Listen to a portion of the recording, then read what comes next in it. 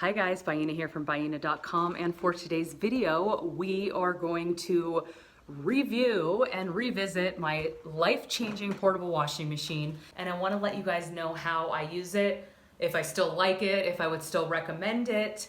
So let's get started. I'll show you my bathroom again just because it is relevant how I use it. So this is like a little city bathroom, Art Deco kind of vintage style, and the most important thing to note is that I have a separate bathtub and then I have a separate shower, which is a great feature, but it's actually really nice for using this washing machine. This is the shower stall, and in here you can see that the washing machine fits absolutely perfectly in here. So one thing that's new now is that I changed my shower head, and so every time I do laundry now, I do it inside the shower. I don't have to move this out, and I put it inside and I just start filling it up with water. I start filling the bad boy up.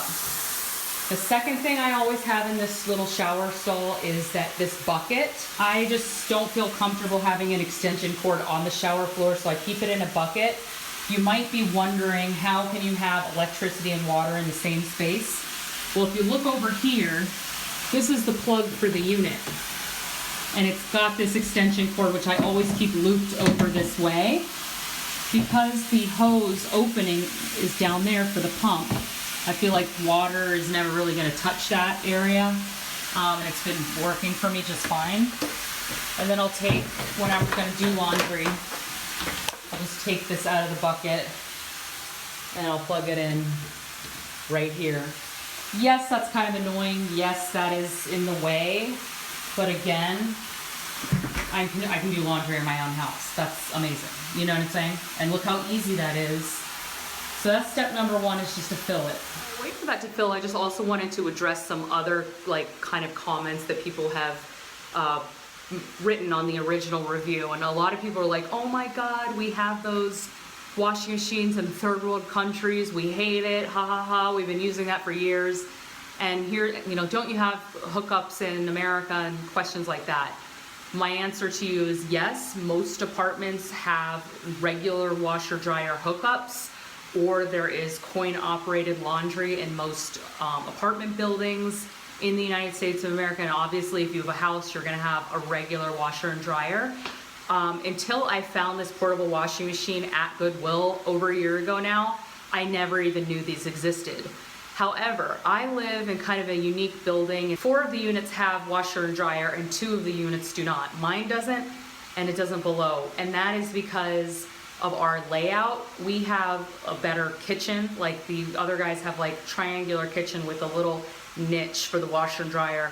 My unit just doesn't have that. And when I found this apartment, it was in my favorite neighborhood in LA. It was a great price, and I've always said I would never ever live in an apartment without a washer and dryer, but it was everything I wanted except for that, and I just decided to take the apartment anywhere.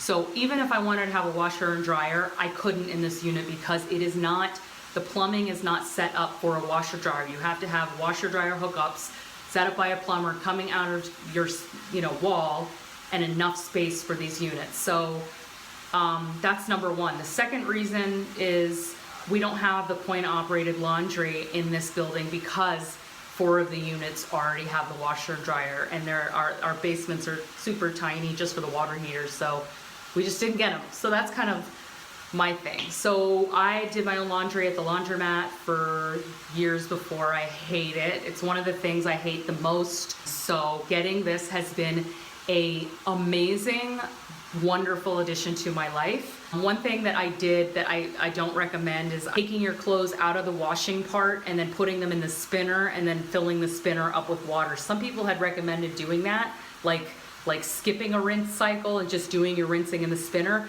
I don't recommend that, because when I did that, there was so much water in there, the motor was going kind of slow, and I was worried that it was going to break. It didn't break, but I won't ever make that mistake again. So I think the water's probably just about filled up. I'm going to show you guys just how easy it is to do my laundry. So it's about halfway full, and you'll notice inside that I have these little balls. I got these from the Japanese store because actually they use these washing machines in Japan. If you just put a bunch in them, it kind of agitates with the clothes. I found it to be a little bit more effective for cleaning to do like a half load of water, you know, smaller loads, and then it'll actually agitate harder. So I'm gonna add my detergent. Oops, that was probably too much. And I just keep everything in this little convenient tub, you know, right here. And then I'm just gonna turn on the unit. So I'm just gonna turn it on like that.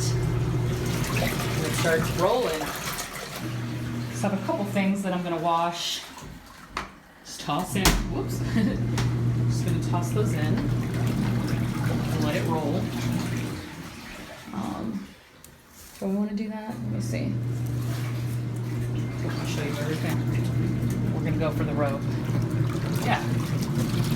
Sort of just smush everything in there. Probably way more energy than I needed to do. Yeah. I would say that looks like a good ratio because it's still able to spin pretty hard. A lot of you guys basically asked me, do I still recommend this? Heck yes, it still works, going strong. I absolutely love it. I'm not gonna lie, I saw an increase in my water bill. In this apartment, I pay for literally everything. It's so annoying. I don't feel like taking the washer and dryer out every single time, so I just take these baths, I let the water run, and then I forget that it's like running, so the bath fills up really high, never spills over, but it just goes up really high.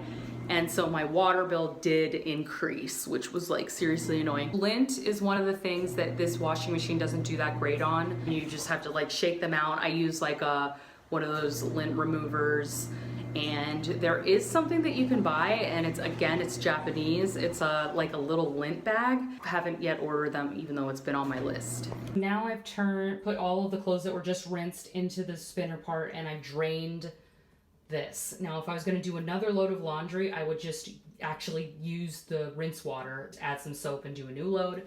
We're just gonna do one right now.